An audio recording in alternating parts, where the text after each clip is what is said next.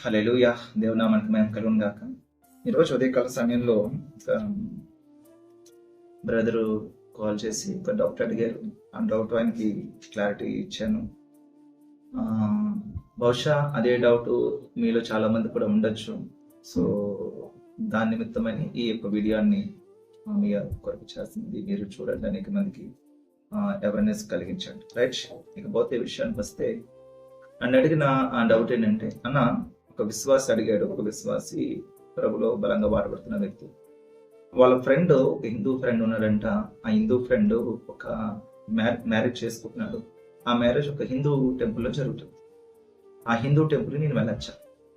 నేను తనకి కొన్ని విషయాలు ఎక్స్ప్లెయిన్ చేశాను. అలాగే మీకు కూడా అదే విషయాలు ఎక్స్ప్లెయిన్ చేయాలని ఆశపడుతున్నాను. ఏంటి విషయం అని అంటే, ఇప్పుడు మీరే చెప్పండి, వెళ్ళొచ్చా వెళ్ళకూడదు?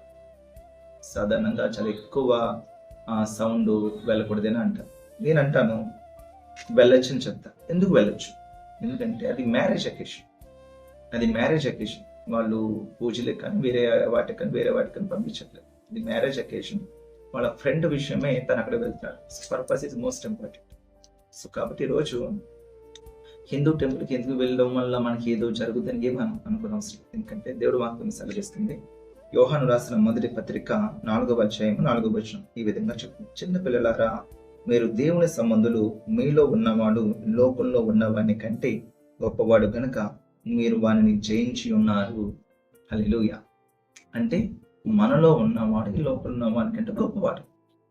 సో ఈ లోకంలో ఉన్నవాడు కంటే గొప్పవాడు మనలో ఉన్నప్పుడు లోపల ఎక్కడికైనా మనం వెళ్ళొచ్చు.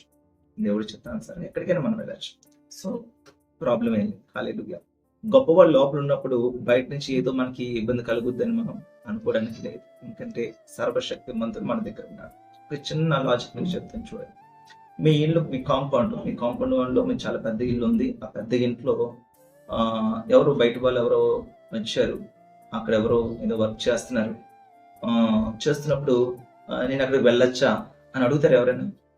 నీ ఏరియాలో, నీ కాంపౌండ్ వాళ్ళు అక్కడ వస్తున్నారు, ఎవరు వచ్చారు, ఏదో పని చేస్తున్నారు, బయట మామూలుగా ఏదో వర్క్ చేస్తారు. నేను అక్కడ వెళ్ళొచ్చా? అయితే నేను అక్కడ వెళ్తే ఏదని చదువుకుంటా. ఇల్లంతా నాది అనుకున్నప్పుడు నేను అక్కడ వెళ్తేనే ఉంది. ఈ ఇల్లంతా నాది, నా తండ్రిది, మా తండ్రి మా నాన్నగారిది. ఇల్లంతా కూడా దేవుడు నా తండ్రి నాకు ఇచ్చారు. కాబట్టి ఆ ఏరియాలో ఎక్కడ ఉన్నా సరే నేను వెళ్ళొచ్చు. అలాగే ఈ భూమి అంతటిని కూడా పరిపాలించేది మన దేవుడు. ఈ సృష్టి అంతా కూడా కలిగజేసింది మన దేవుడు. ఆ కలిగజేసిన వాటిలో నువ్వు ఎక్కడికైనా వెళ్ళొచ్చు, ఎక్కడికైనా మీరు చేయొచ్చు ప్రభు వాక్యానుసారంగా. సో కాబట్టి మ్యారేజెస్ జరిగినప్పుడు, లేకపోతే ఫ్రెండ్స్ వాళ్ళ బర్త్డే, లేకపోతే ఏవైనా ఇటువంటి ప్రోగ్రామ్ జరిగినప్పుడు, వాళ్ళ దేవుడు సంబంధించిన విషయాలు కాకుండా, ఫెస్టివల్స్ సంబంధించిన విషయాలు కాకుండా, అలాగే ఏదైతే ఈ వివాహాల నిమిత్తం వెళ్ళాల్సిన అవసరం వచ్చినప్పుడు ఖచ్చితంగా వెళ్ళండి. ఏమీ కాదు, యథావిధిగా మీరు ప్రార్థన చేస్తూ మీరు వెళ్ళండి. దేవుడు అక్కడ గొప్ప కార్యం చేస్తాడు. దేవుడు అక్కడ మనం తలగా చేస్తాడు. కాబట్టి మన వల్ల అక్కడ ఏదైనా ఒక సువార్త అందుతువం, కానీ అక్కడ వల్ల మనకి ఏ విధంగా ఇబ్బంది కలగదు. ఈ విషయాన్ని మీరు జ్ఞాపకం చేసుకో. సో కాబట్టి అవకాశం దేన్ని కూడా మనం ఎదుర్కోకుండా ప్రతి ఒక్కరితో క్రీస్తు మనం కలిగి చేసిన, క్రీస్తు మనలో ఏర్పాటు చేసిన ప్రేమను అనేక మందికి మనం ప్రదర్శించాలి.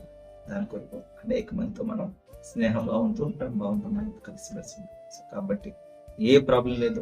ఏ గుడికైనా, ఏ ఊరికైనా, ఏ అన్నవరానికైనా, ఎక్కడికైనా సరే మీరు వెళ్ళొచ్చు. But purpose is most important. అది వివాహానికి, ఫ్రెండ్ నిమిత్తం మనం వెళ్తాం.